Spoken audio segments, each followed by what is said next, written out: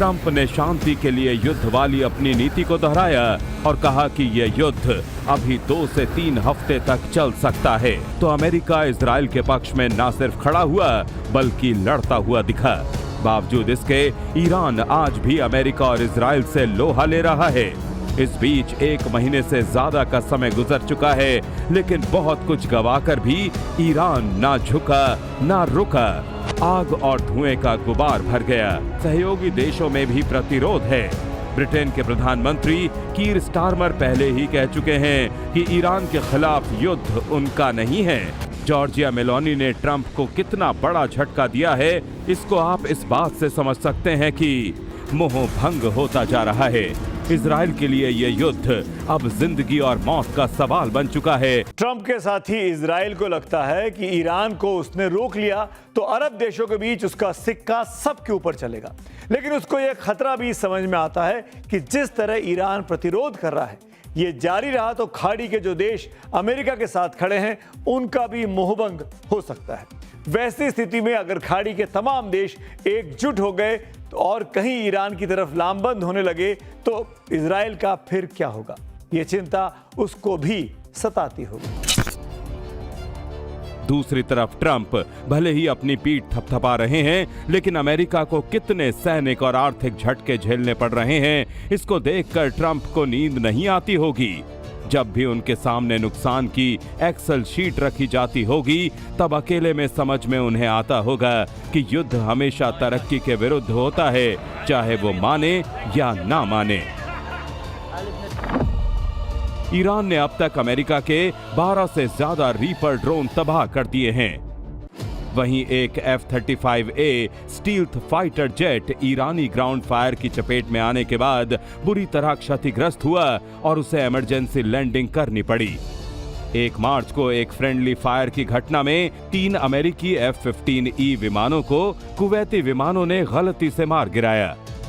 Saudi अरब के Prince सुल्तान airbase पर ईरानी missile हमले में अमेरिका के आसमान में आंख कहा जाने वाला एक E-3 अवाक्स विमान पूरी तरह तबाह हो गया और एक दूसरा क्षतिग्रस्त हुआ।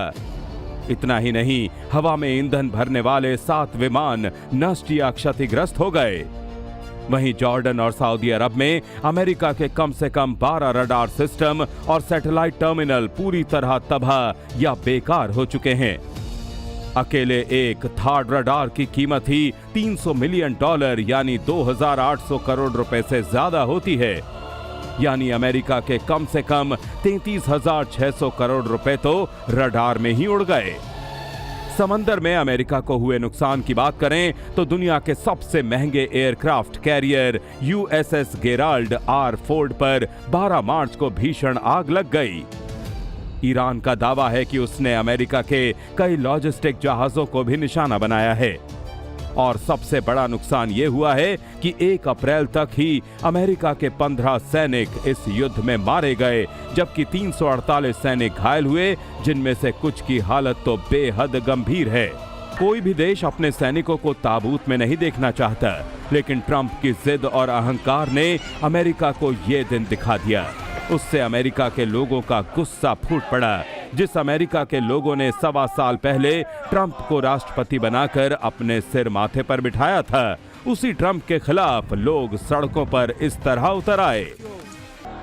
28 मार्च को पूरे अमेरिका में करीब 80 लाख लोग ट्रंप के खिलाफ नो किंग्स रैली में शामिल हुए। नो किंग्स का मतलब है कि अमेरिका में कोई राजा नहीं है, यानी ट्रंप कोई राजा नहीं है जो अपनी मर्जी से कुछ भी करेंगे। ट्रंप की सनक और दादागिरी से भरे फैसलों को लेकर पूरे अमेरिका में 50 राज्यों में 3,300 से ज्यादा जगहों पर ये प्रदर्शन किए गए। अमेरिका की चिंता जो हो गया वहीं तक नहीं है, बल्कि जो हो सकता है उसको लेकर है, क्योंकि अब ईरान के निशाने पर अमेरिका के हथियार और सैनिक अड्डे ही नहीं हैं, बल्कि कई बड़ी अमेरिकी कंपनियों के दफ्तर भी हैं जो पश्चिम एशिया में मौजूद हैं। जो अमेरिकी कंपनियां ईरान के निशाने पर हो सकती हैं, उनमें Cisco, HP, Intel, Oracle, Microsoft, Apple, Google, Meta, IBM, Dell, Palantir, Nvidia, JP Morgan, Tesla, GE, Spire solutions, G42, Boeing जैसे बड़े नाम शामिल हैं। ट्रंप की दिक्कत यह है कि वो ईरान के अजय दुर्ग माने जाने वाले मिसाइल सिटी को बर्बाद नहीं कर पाए हैं। उसके ऊपर लगे ग्रेनाइट के कवच को तोड़ना मुमकिन नहीं हो पाया। ट्रंप का सबसे भरोसेमंद हथियार B-52 स्ट्रेटोफोर्टिस, जो दुनिया के किसी भी कोने को दहला सकता है, वो ईरान की परमाणु शक्ति वाले इस पाताल लोक के आगे घुटने टेक चुका है। पिछले साल जून में ऑपरेशन मिडनाइट हैमर के बाद ट्रंप ने कहा था कि ईरान का खेल खत्म हो चुका है।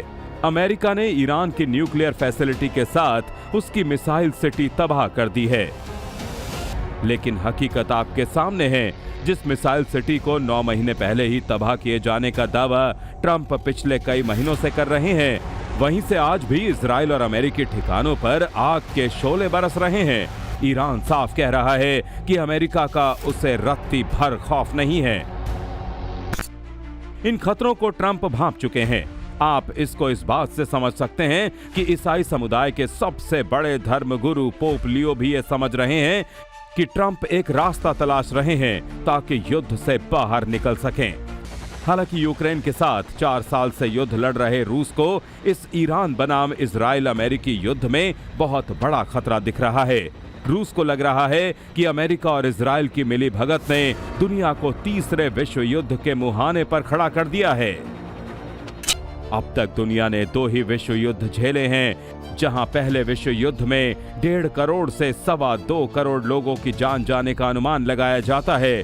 वहीं दूसरे विश्व युद्ध में 7 से 8 करोड़ लोगों के मारे जाने का अंदेशा व्यक्त किया जाता है।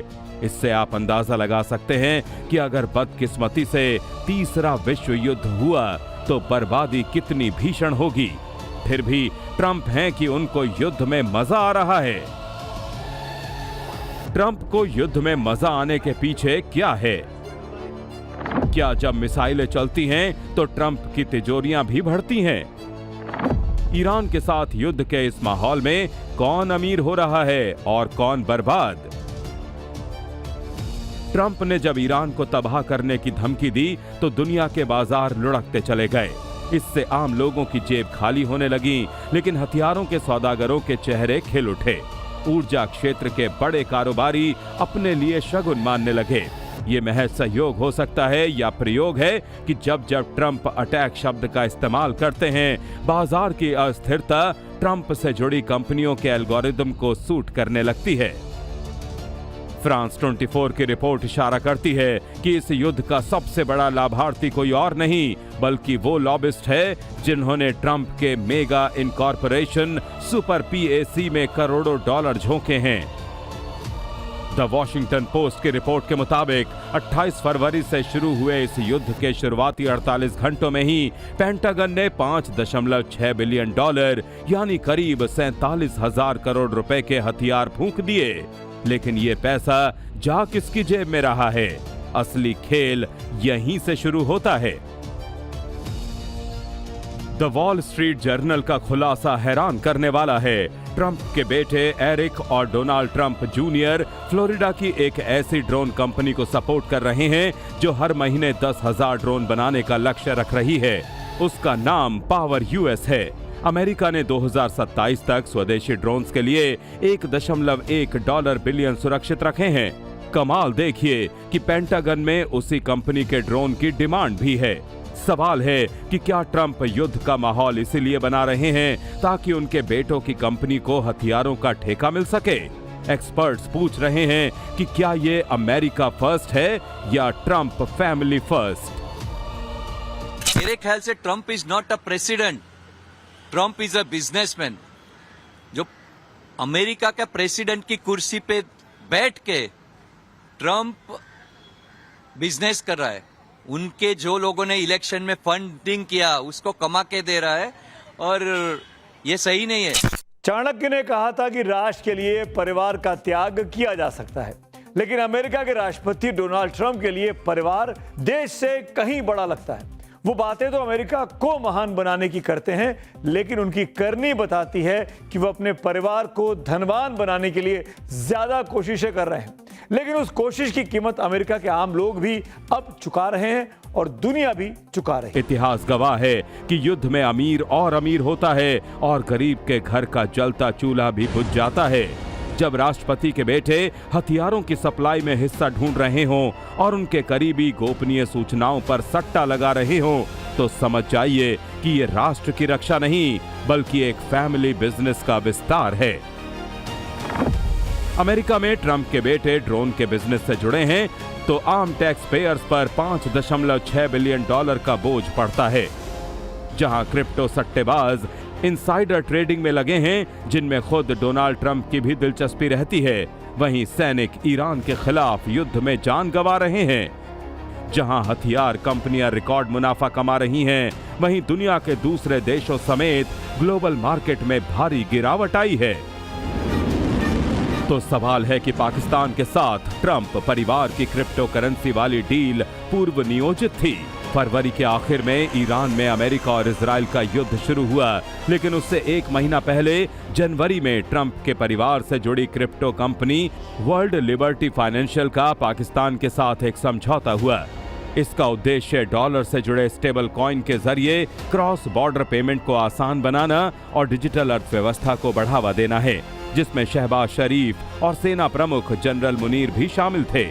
इसमें ट्रंप के बेटों एरिक और ट्रंप जूनियर और दामाद जेरेड कुशनर की 65% हिस्सेदारी बताई जा रही है। वर्ल्ड लिबर्टी फाइनेंशियल करके एक कंपनी है जिसका डोनाल्ड ट्रंप की कंपनियों से सीधा ताल्लुक है, और वो कंपनी एक करेंसी चलाती है जिसका नाम है USD1 स्टेबल कॉइन, जिसकी वैल्यू $1 के बराबर है। वो पैक्ड है डॉलर से, तो अगर किसी देश के पास उसके 1 लाख कॉइन है तो उसके पास $1 लाख जितनी वैल्यू है। तो मेरे ख्याल से उसका सीधा सीधा फायदा पाकिस्तान और ट्रंप की जो नजदीकियां हैं उसको लेके है। डोनाल्ड ट्रंप ने अमेरिका को फिर से महान बनाने का दावा करके राष्ट्रपति का चुनाव जीता था।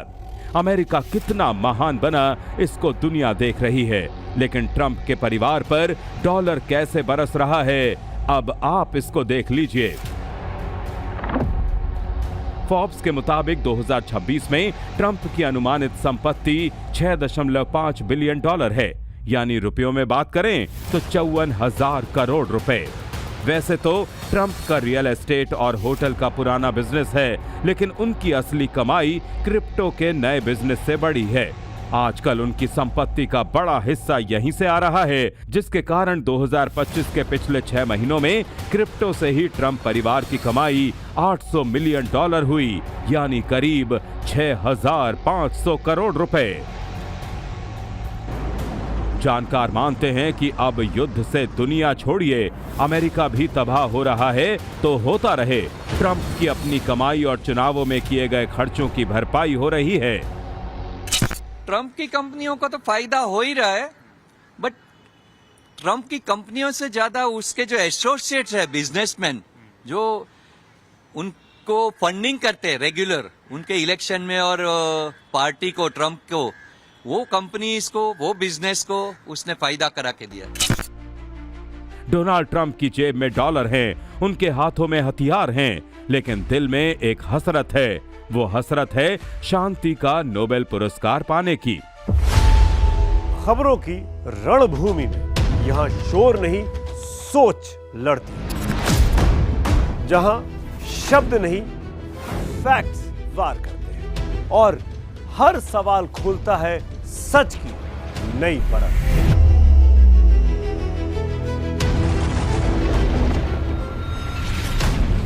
चक्रव्यूह आपके अपने सुमित अवस्थी के साथ सोमवार से शुक्रवार शाम 6:57 पर टाइम्स नाउ नव भारत पर।